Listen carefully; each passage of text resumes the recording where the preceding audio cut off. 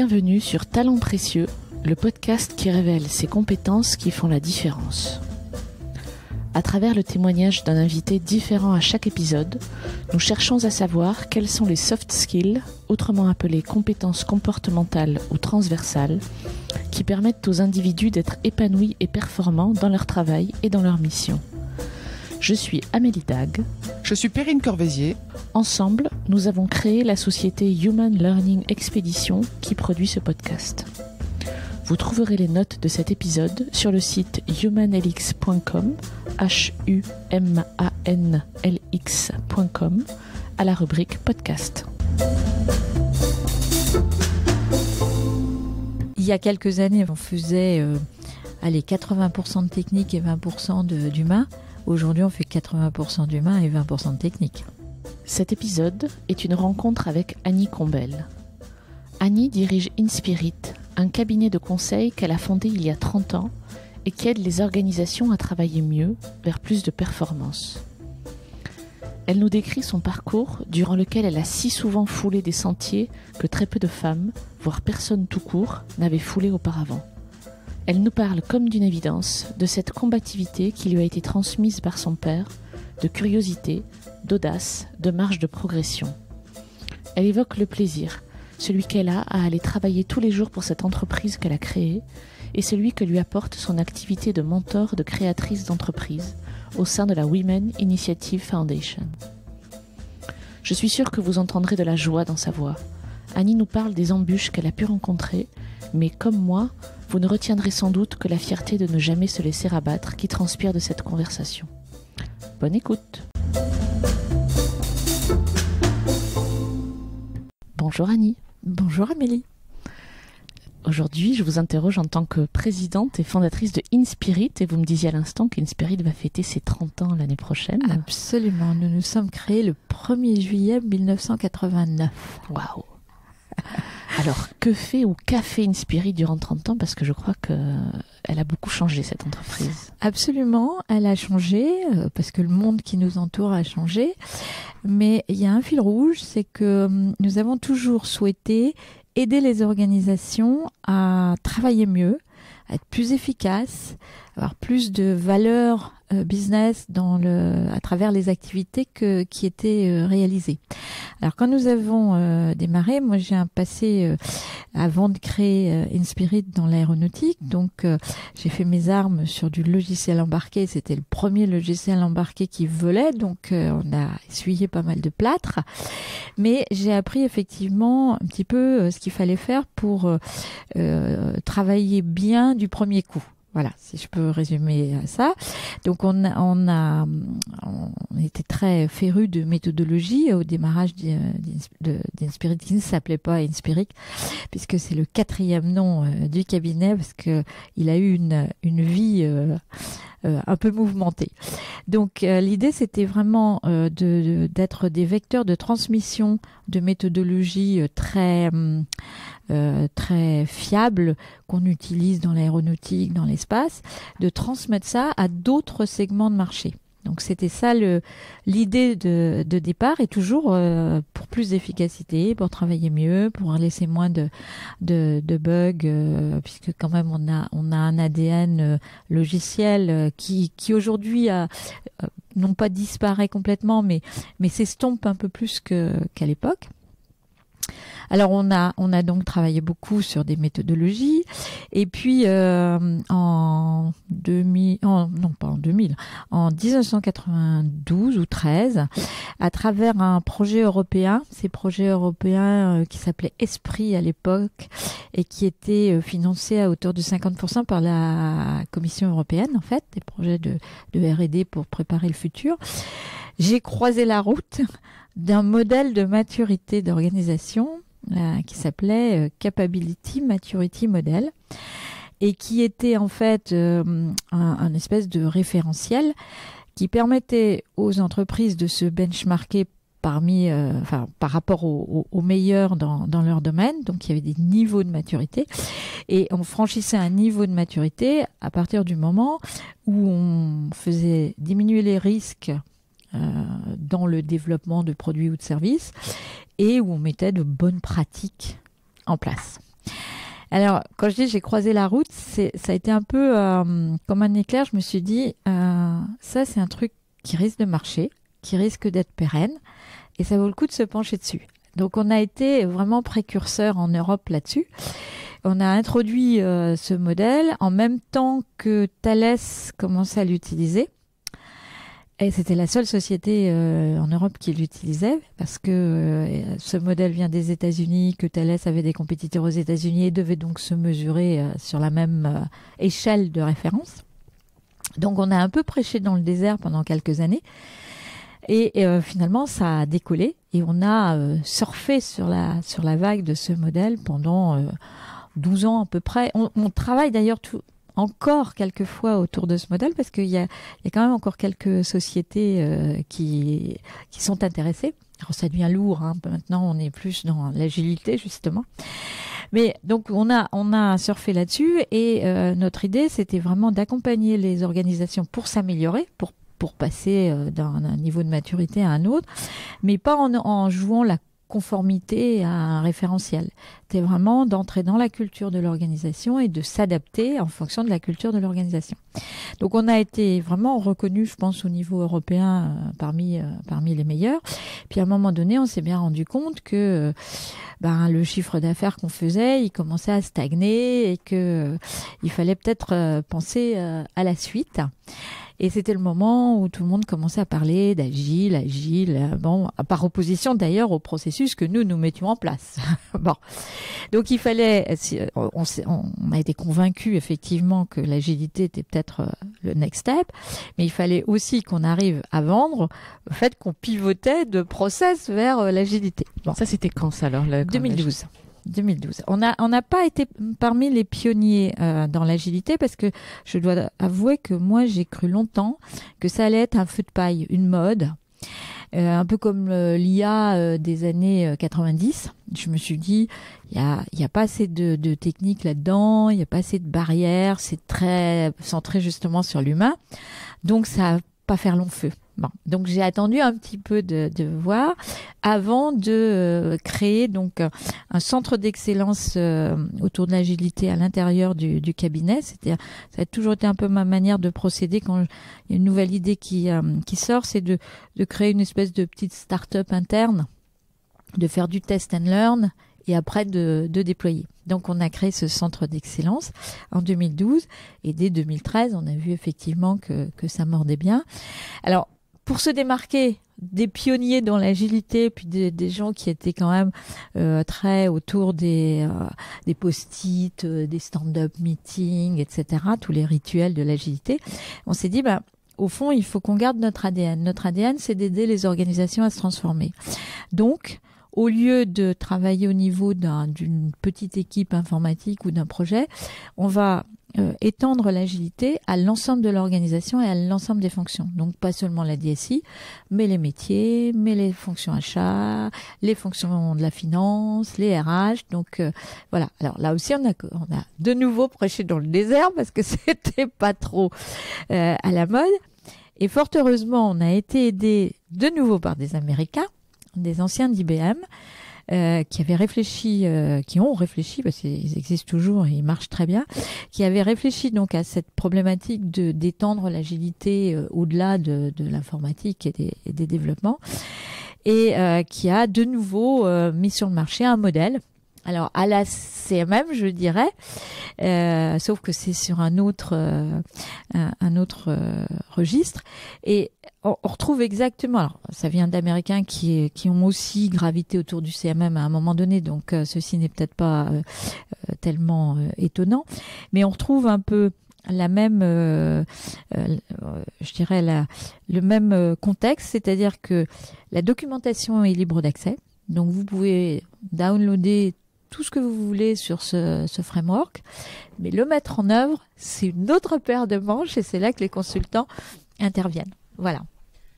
Vous avez combien de consultants aujourd'hui qui travaillent pour vous? Alors aujourd'hui, si on prend tous les pays, nous sommes 120 consultants. D'accord. Tous les pays, parce tous que les vous êtes présents dans d'autres pays. Voilà, on est présent en France, on est présent en Hollande, en Italie et à Shanghai. Et alors la Hollande est une acquisition que j'ai trouvée dans dans ma corbeille, les différentes étapes de la vie du cabinet. Et donc j'ai intégré parce que ça faisait sens. Et l'Italie et la Chine sont des créations ex nihilo. Et vos clients sont de très grandes entreprises ou Alors, pas forcément? principalement, effectivement, en France du CAC 40, ou un petit peu de SBF 120, mais pas tant que ça. Et on commence à travailler avec des grosses ETI, enfin, ou des ETI grosses, des ETI, par exemple, Vestiaire Collective. Voilà. Alors, c'est pas des gens avec qui on a travaillé spontanément, simplement parce que les budgets dédiés au consulting sont nettement inférieurs que ceux qu'on trouve chez les banquiers, chez les assureurs. Donc, on va passer autant de temps à convaincre pour des budgets moindres et surtout pas tellement de renouvellement. Ouais, d'accord. Voilà. C'est une équation économique qui nous a un peu guidés vers les grands comptes. Et les missions que vous menez sont longues, j'imagine? Oui, puisqu'on transforme une organisation, ça se fait pas en 5 minutes. On travaille quand même, nous aussi, beaucoup sur les soft skills, finalement. On travaille sur les postures, on travaille sur les façons de diriger ou de ne plus diriger les hommes et les femmes. On travaille sur les processus décisionnels. Donc, voilà, il y a des tas de dimensions. Il y a quelques années, enfin, s'il remonte à la période CMM, et CMMI, on faisait 80% de technique et 20% d'humain. Aujourd'hui, on fait 80% d'humain et 20% de technique. D'accord. Clairement. C'est vachement intéressant pour notre sujet. Voilà. Je ne sais pas si vous recrutez tous vos collaborateurs vous-même, mais aujourd'hui, en tout cas, qu'est-ce que vous cherchez chez les consultants d'Inspirit?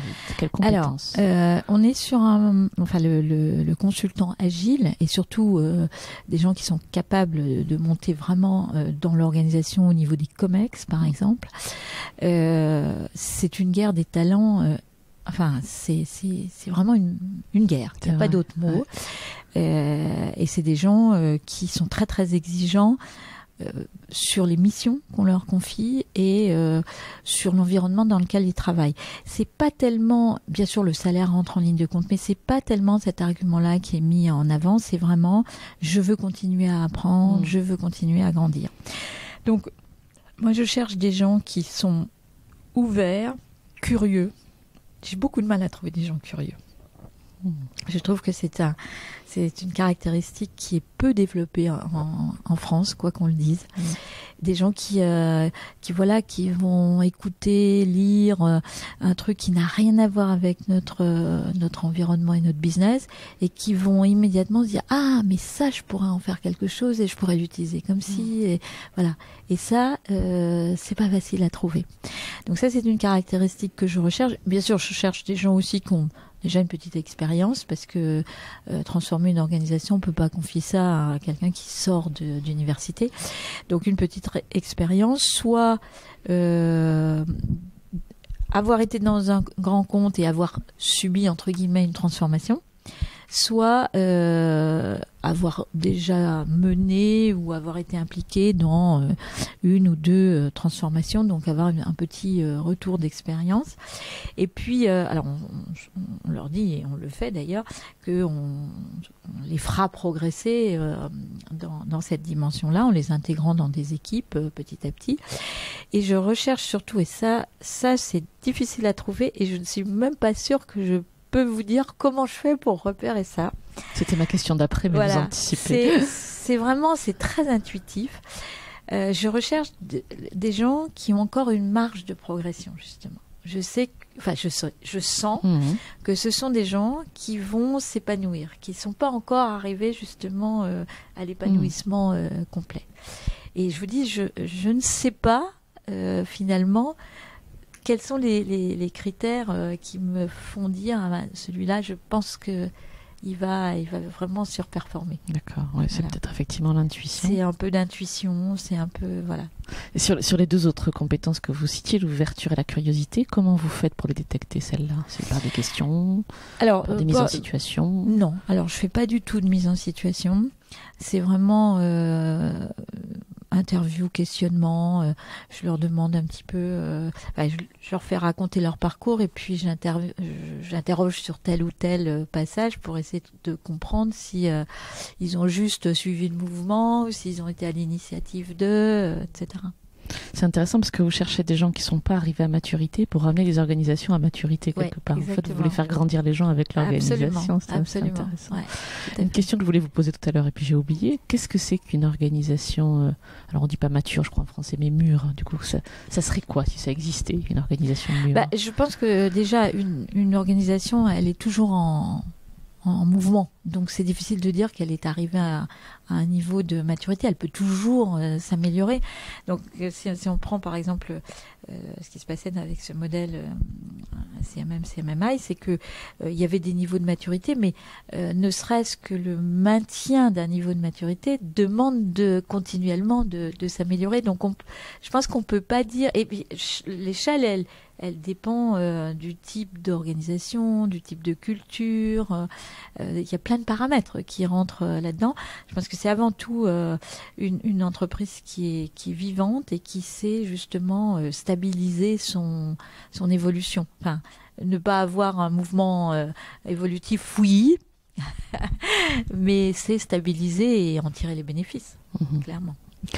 Alors, vous êtes par ailleurs très impliqué dans une fondation qui s'appelle, je ne sais pas si on dit WIF d'ailleurs. Alors, on dit WIF, on dit Women Initiative Foundation. D'accord. Est-ce que vous pouvez nous en parler un petit peu? Alors, cette fondation a été créée, donc la fondation elle-même n'est pas vieille, mais avant il y avait une association. Donc, on est passé d'une association à une fondation, et l'association a été créée en 2010 par donc Martine Liotto, qui est une banquière d'affaires, qui avait elle-même, qui a eu un très très beau parcours et qui avait expérimenté très tôt le mentorat. C'est-à-dire qu'elle avait eu des mentors qui l'ont fait progresser. Et elle s'est dit, finalement, c'est quand même ça qui m'a aidée dans ma carrière. Donc, je voudrais donner l'occasion à des femmes qu'on sélectionnera d'avoir cette notion de rôle modèle et de mentor pour les faire progresser. Donc, c'est ça l'idée initiale de l'association et qu'on retrouve dans la fondation. Mais après, la fondation fait beaucoup d'autres choses. La fondation a mis en place également. Alors, la cible, c'est vraiment les femmes entrepreneurs de plus de 3 ans. Alors, pourquoi de plus de 3 ans? Parce que, en fait, sur les 3 premières années, vous avez un peu l'euphorie du démarrage. En France, vous avez plein d'aides de toutes sortes. Et puis arrivent les 3 ans. Et là, il y a un peu un vide sidéral qui se crée. Et c'est là que beaucoup arrêtent, ou en tout cas se posent des tas de questions. Donc, on s'est dit, on va prendre des femmes qui ont passé ce cap pour les aider, alors soit dans la croissance, soit dans l'internationalisation, soit dans des levées de fonds. Enfin, une étape marquante de leur vie d'entrepreneur, la cession, la transmission. Enfin, il y a plusieurs cas de figure. Donc ça, c'est une première activité qui est forte. Alors après, on a instauré le fait que ce mentorat, qui était d'abord franco-français, eh bien quand on a des entrepreneurs qui veulent aller aux États-Unis, on leur trouve un mentor aux États-Unis. Donc c'est le programme transatlantique. Après, Martine, qui est une ancienne de Stanford, a monté avec l'aide de Stanford un programme de leadership au féminin. Donc c'est une semaine. Alors ce programme a été financé en grande partie par la BNP. Donc tous les ans, une semaine, on emmène une quarantaine de femmes. Alors il y a beaucoup de cadres de la BNP, de femmes cadres de la BNP ou de clients de la BNP, entrepreneuses. Et il y a toujours 4 places pour des entrepreneurs de notre réseau. Donc elles vont passer une semaine à Stanford et elles rentrent en général, mais avec des étoiles dans les yeux, parce qu'on leur a dit faut oser, n'ayez pas peur de négocier, etc., etc. Voilà. Et puis là, dernièrement, nous allons faire la même chose avec le Canada. Et je pars au Canada dans 10 jours pour justement essayer de nouer des partenariats au Canada et de pouvoir avoir du mentorat pour des femmes canadiennes qui voudraient venir faire du business en France et vice-versa. Voilà. Vous pouvez nous expliquer comment se passe le mentorat ? Alors, le mentorat, c'est un accompagnement d'environ une année. Enfin, ça peut être une année plus ou une année moins. Ça dépend aussi de la problématique de la jeune femme ou de la femme moins jeune. Et puis après, elles restent dans le réseau. Donc, si elles ont une question, évidemment, on va répondre à leurs questions. Donc, l'idée, c'est vraiment de faire en sorte qu'elles aient un miroir en face.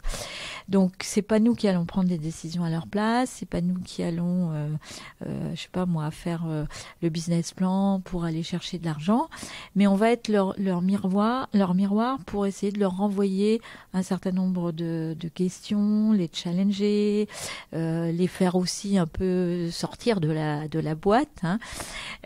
Voilà, c'est essentiellement ça. Puis après, on a toutes des réseaux, donc a priori, elles ont accès, quand elles arrivent dans notre programme, elles ont accès à les réseaux de tous les mentors. Voilà, on est 10 mentors, elles ont accès à tout. Alors, il y a toutes les compétences, il y a des avocats, il y a des gens qui sont dans les RH, il y a des gens qui sont dans l'environnement, enfin bref, il y a un peu, elles peuvent trouver ce dont elles ont besoin. Voilà. Et vous, qu'est-ce que vous y trouvez dans cette expérience-là ? Alors moi, je trouve que c'est une expérience très enrichissante aussi pour les mentors, parce que finalement, on est confronté à des problèmes qu'on a eus dans le passé, éventuellement, mais qu'on a oubliés. Donc, on se remet dans des situations et voilà, et on les voit différemment. Et puis, c'est toujours une aventure humaine, finalement. On a avant tout une femme en face de soi qui a ses problématiques, etc. Et moi, je dois dire, j'ai eu 3 fois l'expérience. Et là, je crois que cette année, je viens de reprendre une matinée. Je pense que je vais avoir également le même problème. Ce sont des femmes qui ont une relation assez forte, enfin, ou plutôt le mari est assez fortement impliqué dans l'entreprise, ou le père, ou le frère.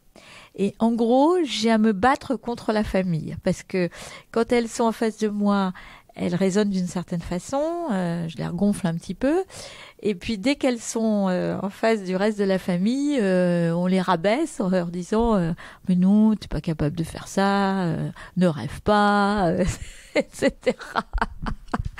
Donc c'est vraiment étonnant, hein, étonnant. Il y a du culturel lourd là-dessus. Voilà, c'est ça. Je vais vous poser une question qu'on pose à tous nos invités. Oui. On va plus entrer dans ce qui vous concerne vous et les compétences qui vous caractérisent vous. Et pour ça, j'aimerais que vous nous parliez du premier succès professionnel, le vôtre, qui vous vient à l'esprit là. Un des succès qui est plus récent d'ailleurs, il y en a plusieurs, mais celui-là me tient particulièrement à cœur. Le cabinet a donc eu une crise managériale en 2014. Il a fallu que je me sépare d'une grande partie de mes associés qui étaient devenus plus des traîtres que des associés, donc du lourd. Et il a fallu que je retrousse les manches alors que j'étais plus en pré-période de session. Hein. Et il a fallu que je retrousse les manches et j'ai repris comme au début pour remonter le cabinet, ce que j'ai fait en 18 mois. Et là, je trouve que, voilà, je me suis presque étonnée moi-même parce que j'étais, encore une fois, hein, j'étais vraiment sur la courbe plutôt prête à sortir, hein, et à faire peut-être uniquement les choses qui m'intéressent et pas à tout le truc opérationnel de base là qui vous empêche de dormir. Et il a fallu retrousser les manches et repartir au combat. Voilà. Wow. On imagine tous les sous-entendus derrière tout ça. Comment avez-vous fait pour vous retrousser les manches ? Qu'est-ce que vous êtes allé chercher en vous comme force, comme compétence ? La combativité. On ne se laisse pas abattre. Ça, c'est je sais pas, de ma toute petite enfance, on ne se laisse pas abattre. Vous anticipez toujours mes questions, en fait. Parce que la question d'après, c'est, d'après vous, cette compétence-là, D'où elle vient? Elle vient de l'enfance. Elle vient de l'enfance. Il se trouve que, alors, c'est des choses que j'ai pas forcément comprises tout de suite, mais que après, en réfléchissant, je me suis dit, mais pourquoi de cette combativité? Pourquoi alors, je suis fille unique, donc j'avais pas de combativité par rapport à des frères et sœurs. C'était pas du tout ça. J'ai fait beaucoup de montagnes où c'était me dépasser, aller toujours plus loin, plus haut. Bon. Et en fait, je pense que ça vient de mon père, que à la fois j'admirais et je critiquais beaucoup. Mais mon père avait eu la poliomyélite très jeune, à 2 ans, et a passé, parce qu'à l'époque on savait pas bien soigner ça, donc il était dans le plâtre depuis la cheville jusqu'en haut de la cuisse, de l'âge de 2 ans à l'âge de 18 ans. Waouh. Donc je pense que il a dû avoir une sacrée niaque parce qu'il a fait du vélo, il a fait de la montagne aussi, enfin bref. Et je pense qu'il m'a transmis ça. C'est certain. Ouais. Bon, j'imagine qu'on le voit dans tout votre parcours de toute façon. Ouais, la niaque. Oui, la niaque. niaque. Et puis La vous niaque. étiez sans doute une femme. Il n'y a pas beaucoup de femmes dans l'IT. Il n'y a pas beaucoup de femmes dans l'IT, il n'y a pas beaucoup de femmes ingénieurs non plus dans l'aéronautique. Non, c'est vrai. Ouais. Oui, je cherchais souvent, c'est vrai, à des parcours où il y a pas grand monde. Voilà, c'était pas encombré pour moi. À défricher, À c'est ça, défricher. défricher des terrains. D'accord. Absolument. J'ai même une anecdote. Je voulais absolument, quand j'étais en dernière année de super-héros, je rêvais d'être pilote d'essai. Pilote d'essai d'avion de chasse, bien sûr. Bah oui. Sinon, c'était pas drôle. Et peut-être la première femme ou l'une des premières femmes, non? Alors, il y en a faire eu. ça Il y a eu en particulier Jacqueline Auriol, bien connue. Bon. Et donc, là, j'ai vaincu ma timidité. J'ai tapé à toutes les portes, y compris, j'ai été tapée à la porte de Serge Dassault. Ah, Et je me souviens de la réponse de ce monsieur qui n'était pas désagréable au demeurant, qui m'a dit « Enfin, mademoiselle, vous ne vous appelez pas Jacqueline Auriol ?» Bon, certes. ça refroidit.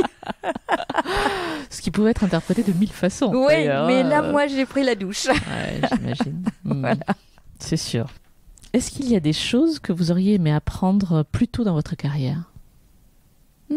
Question difficile, mais à laquelle je n'ai jamais réfléchi. Parce que je suis quelqu'un qui regarde beaucoup en avant et rarement dans le rétroviseur. Oui, peut-être justement oser plus tôt. J'ai créé le cabinet, j'avais 38 ans. Pourquoi je ne l'ai pas créé plus tôt? Ça m'a pas traversé l'esprit, c'est vrai. Voilà. Peut-être peu de modèles autour. Non, puis c'était pas très courant à l'époque. Ouais. C'était pas très courant C'est sûr. les entrepreneurs. Et les entrepreneurs femmes encore moins. C'est sûr, j'imagine. Est-ce que on a parlé sans trop les nommer de soft skills là dans Oui. notre conversation? Est-ce que vous pourriez me donner votre définition? Alors, moi, je caractérise les soft skills comme étant les choses qui sont innées, qu'on n'apprend pas vraiment ni à l'école, ni au lycée, ni nulle part. Alors, effectivement, on peut améliorer une de ces soft skills, mais la créer de toute pièce, j'y crois pas. Voilà, pour moi, c'est cette définition-là. Alors, en tant que mentor, j'imagine que... Tiens, déjà, est-ce que vous avez été mentoré, vous? Est-ce que vous avez connu Non, cette je n'ai expérience-là? jamais eu. Ouais, Je n'ai jamais eu de mentor. Alors, j'ai eu des patrons que j'admirais. Oui. Mais je peux pas dire que c'était des vrais mentors parce que c'était pas dit en tout cas. voilà, c'était pas dit. Ouais. Et je pense que le gros avantage d'un mentor par rapport à un ou une mentie, c'est la bienveillance en fait. Vous dites tout à un mentor, il va pas vous juger, il va juste vous aider. Ce qui est pas le cas d'un patron en général, quoi. Est-ce que dans votre pratique du mentorat, il y a un conseil qui revient souvent, que vous donnez régulièrement à vos mentis? Je peux pas dire qu'il y a un conseil. Surtout, je leur dis, faites-vous plaisir. C'est primordial. Si vous faites quelque chose sans que ça vous fasse plaisir, ou vous allez à contre-courant de votre penchant naturel, ça va vous demander une énergie folle et c'est pas du tout sûr que vous arriviez et du coup vous serez très frustré. Donc faites-vous avant tout plaisir. Et dernièrement j'ai posé clairement la question à la mentie que j'accompagne en ce moment. Je lui dis mais est-ce que tu t'éclates dans ce que tu fais aujourd'hui? Parce qu'elle a repris la société de son père. Donc, alors, elle a accepté de le faire, hein, elle n'a pas été forcée non plus. Et je lui dis, mais est-ce que tu te fais plaisir? Et elle a hésité un moment, mais elle me dit, pas complètement. Et je lui dis, réfléchis à ça quand même, parce que tu ne peux pas t'engager sur le long terme si tu ne te fais pas plaisir. C'est pas possible. Peut-être une question qu'on devrait se poser régulièrement, en fait, tous les mois. Et ça, je dois dire que il n'y a pas beaucoup de jours où je me suis levée pour venir travailler en me disant, oh la barbe. Vraiment, voilà, je suis contente de ce que je fais, de ce que je vais, des gens que je vais rencontrer, à qui je vais. Voilà, ce matin, j'étais contente de savoir que j'allais vous parler. Et moi aussi. Voilà. Qu'est-ce qu'on peut vous souhaiter pour la suite de votre parcours? Qu'est-ce qu'on peut souhaiter à InSpirit et à Annie Combel? InSpirit, on peut lui souhaiter déjà de continuer à grandir, puisque on est en pleine croissance, donc. Voilà, il faut nous souhaiter ça. Alors, à moi plus particulièrement, là, je suis encore plus proche de la sortie quand même. Il faudra bien un jour que j'arrête. Bon, ce que je ne fais pas forcément de gaieté de cœur. En fait, j'aimerais continuer à avoir une activité partielle et pas que bénévole. Je comprends. Voilà. Donc, il faut me souhaiter de trouver la façon de rester active. Alors, j'investis dans des startups, ce qui effectivement est intéressant de sélectionner. Enfin, c'est momentané finalement. Après, voilà. Ça, c'est intéressant. On va peut-être finir là-dessus du coup. Mais donc, vous investissez dans des startups, vous me l'aviez dit ça effectivement il y a quelque temps. Lesquelles? Celles qui vous font plaisir? C'est des coups de cœur. Oui, c'est des coups de cœur. C'est des coups de cœur, mais encore une fois, alors. J'aime bien que je dirais le service ou le produit ait un intérêt, hein, que ça soit pas juste du vent. Et je fais très attention à l'équipe. D'accord. C'est ça qui me, quand je crois dans l'équipe, j'investis plus facilement en fait. Et qu'est-ce que vous cherchez chez eux? Le fait que alors en général c'est rarement, de plus en plus en tout cas, et c'est bien. Ce sont des équipes de 2 ou 3 personnes. Hein, et c'est rare de voir un start-upper tout seul ou une start-upeuse toute seule. Donc, ils sont quand même en équipe et je pense que c'est important parce qu'ils sont complémentaires en général. Il y en a un qui est plus tourné vers le technique, l'autre qui est plus commercial. Mais finalement, à eux 2 ou 3, ils ont une force, une puissance, c'est pas 2 plus 1 égale 3, c'est vraiment beaucoup plus que ça. D'accord. Donc ils vont plus vite, c'est ça que vous Ils vont plus vite, ils ont plus de conviction, ils croient vraiment à leur projet, quoi. Et c'est rare. Enfin, bien sûr qu'il y a des échecs, hein, mais les échecs, moi je pense, sont surtout dus au fait que le business model n'est pas réfléchi du tout, quoi. Ils partent un peu la fleur au fusil et puis le marché est pas là ou voilà. Merci beaucoup Annie pour cette conversation. Nous espérons que vous avez apprécié cet épisode autant que nous avons aimé le préparer et l'enregistrer. Si vous aimez ce podcast, le meilleur moyen de le soutenir est de laisser un avis 5 étoiles et un commentaire sur Apple Podcast. Cela permettra à d'autres de le découvrir également. Abonnez-vous à Talents Précieux, vous serez ainsi notifié des nouveaux épisodes. Talents Précieux vous est proposé par Human Learning Expedition ou HLX. Nous concevons et mettons en œuvre des programmes originaux et impactants destinés à révéler et à développer les soft skills des individus pour en faire des acteurs épanouis et performants dans l'entreprise du XXIe siècle. Pour en savoir plus sur HLX, connectez-vous sur humanlx.com, humanlx.com, ou suivez-nous sur Facebook, sur Instagram, sur LinkedIn ou sur Twitter. À bientôt pour de nouveaux épisodes.